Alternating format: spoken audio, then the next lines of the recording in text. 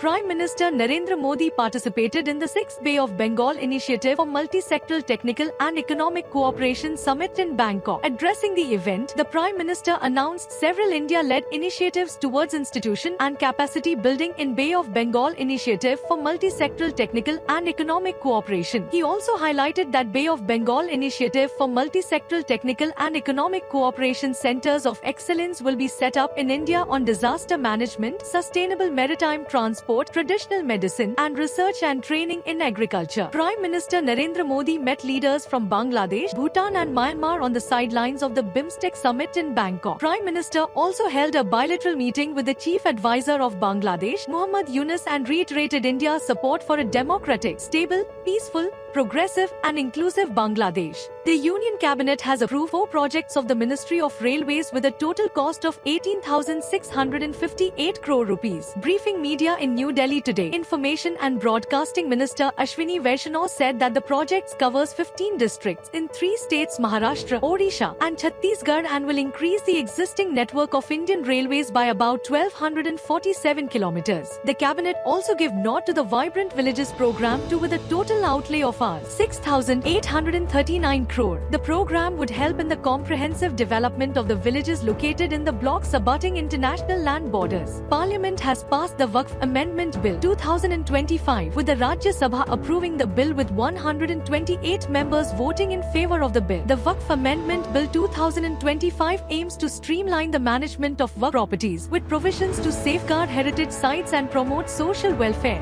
Union Minister of State, Ministry of Panchayati Raj SP Singh Baghel inaugurated the Hamari Parampara, Hamari Virasat program in New Delhi. Speaking on the occasion, the minister emphasized the significance of preserving India's tribal culture that encompasses their local languages, music, food, and traditions defining their rich heritage.